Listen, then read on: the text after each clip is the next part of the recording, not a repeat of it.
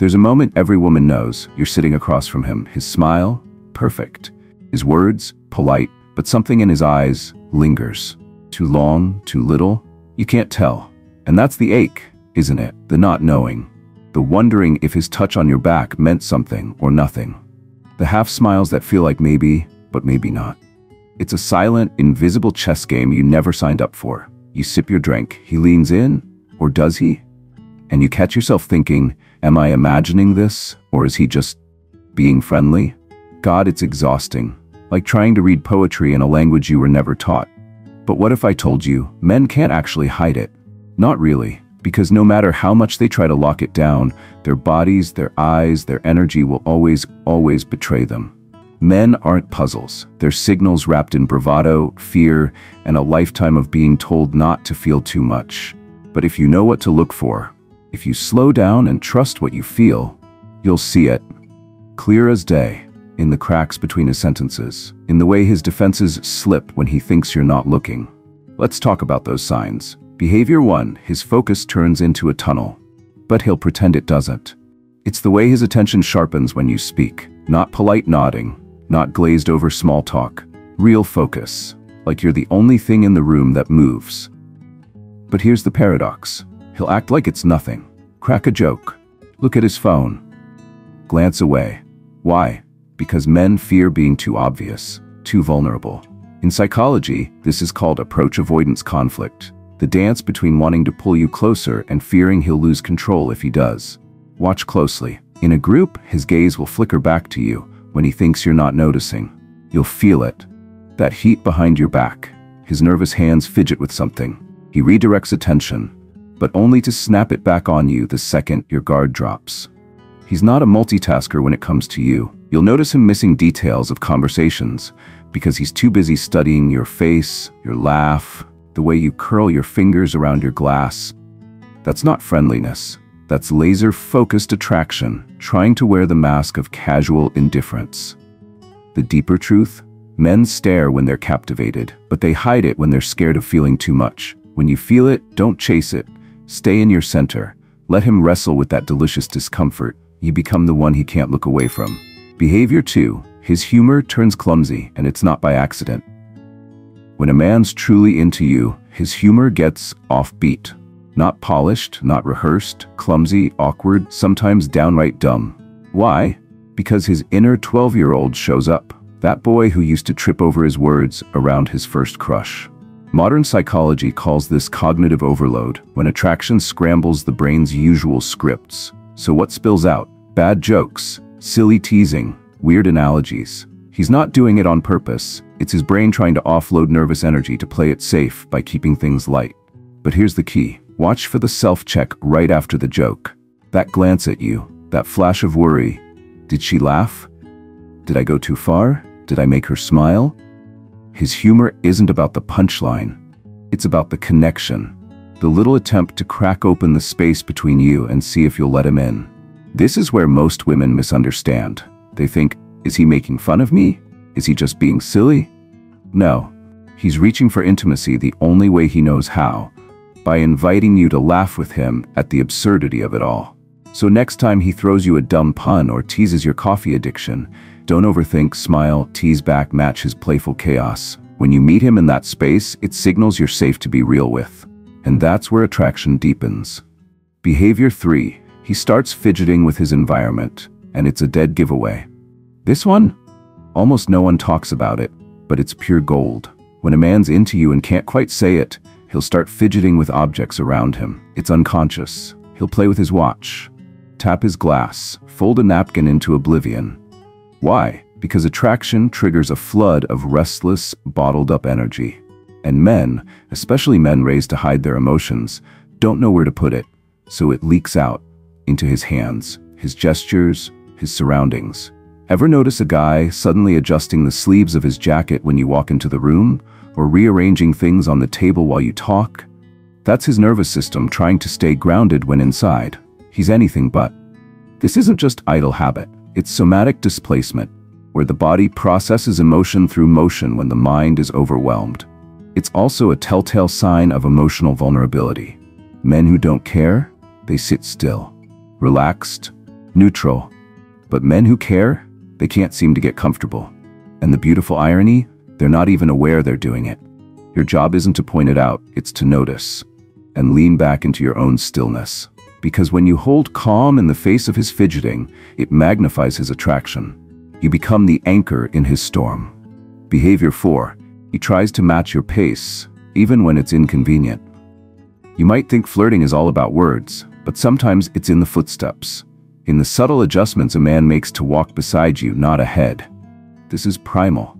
Attachment theory calls it proximity-seeking behavior, but I call it the quiet choreography of desire. He'll start mirroring your speed, slowing down when you linger at the store window, pausing his day to match your rhythm, shifting his schedule, his route, his patterns, without ever announcing it. It's not about grand gestures. It's the man who casually says, "I'll walk you to your car," even though it's out of his way, or lingers longer on the phone, even after the conversation ran out of words. Because when a man's into you, he wants to share pace. He wants to be where you are, even if it's slightly inconvenient. It's a body-level expression of, "I'm here. I want to stay close." And the deeper truth? Men don't do this for everyone. They do it for the woman who makes them feel safe in their own skin. The woman whose presence calms the chaos they can't name. So next time a man lingers, notice. That's his heart speaking a language he's too proud or scared to put into words. Behavior 5. He brings you into his quiet spaces and barely notices he did it. Most people think flirting is loud, obvious, over the top. But men, when they really feel something, it gets quieter. He'll start bringing you into the silent corners of his life. The gym, the messy kitchen while he cooks, that random late-night drive with no destination. This is sacred territory, because these are the moments where he's not on, not performing, just being. Attachment theorists call this integration behavior, the way we fold someone into the everyday fabric of our lives when they mean more than we admit. The clue? He stops needing to entertain you. He lets you see the raw, unfiltered him. The playlist he's embarrassed to love. The half-finished projects in his garage. He doesn't plan these moments. They just happen. Because when a man feels safe with you, he stops hiding the parts of his life he usually edits out. And that's where the real intimacy lives.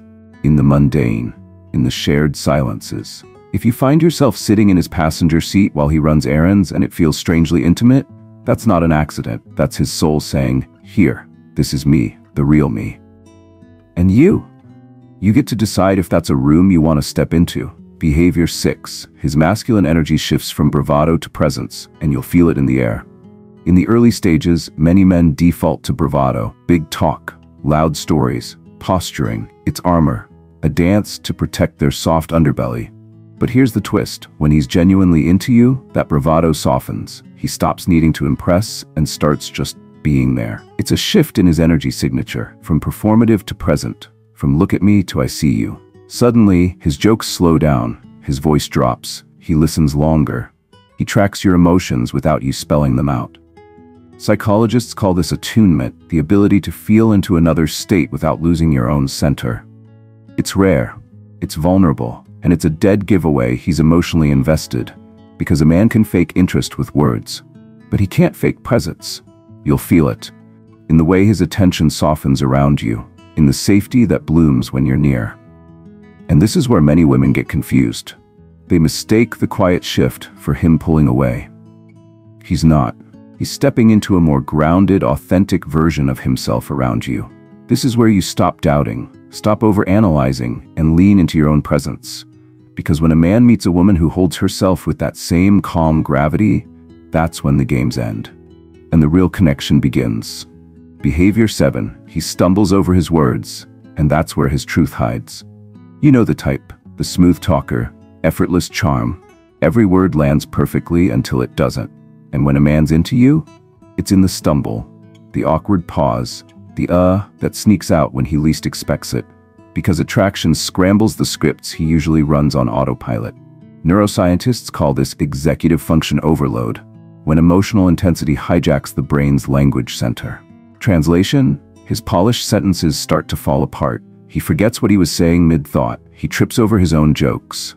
And here's the paradox most women miss. It's not a flaw. It's not a sign he's losing interest. It's the moment his guard drops and his real feelings leak through. Watch closely in those moments, that flicker in his eyes, that boyish laugh when he realizes he sounds like an idiot. That's gold. That's the man behind the mask. The one who's not trying to impress you, but can't help but be impacted by you.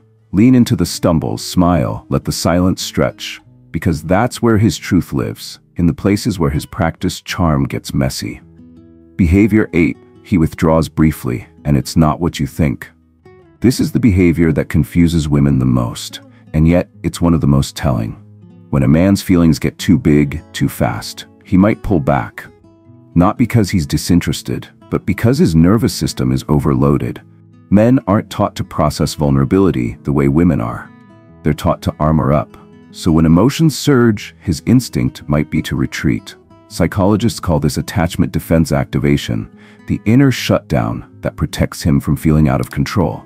You'll notice it. He goes quiet after an intense moment, takes longer to reply, creates a little more space. This is where most women panic. What did I do wrong? Was it something I said? No. This is about him, not you. It's his mind trying to reorganize feelings he didn't plan on having. The mistake is to chase, to fill the space. Instead, let him retreat. Hold your ground. When you trust your center and allow him space to regulate, you become a sanctuary, not a storm. And the deeper truth, if he returns without you pushing, that's your confirmation. Real men pull back when they feel overwhelmed, but they return when they feel safe. Be the safety, not the chase. Here's the raw truth most people overlook because it's hiding in plain sight. Men will try to hide their feelings. They'll disguise them under jokes, deflections, and polite distance. But their bodies, their eyes, their energy never lie. You don't need to overanalyze his words. You don't need to decode cryptic texts. You already know, because your feminine intuition has been whispering it all along. The flicker in his gaze, the stumble in his voice, the fidget in his fingers when you walk into the room. It's all there. Obvious. Loud, if you trust yourself enough to hear it.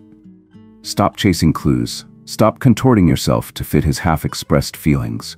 When you stand in your emotional authority, when you own your worth without apology, you stop needing signs. You become the sign. And the men who are meant for you, they'll feel it. They'll show up. So here's my question for you. Are you ready to stop chasing the breadcrumbs of maybe and start embodying the woman who knows, without doubt, that she is the prize?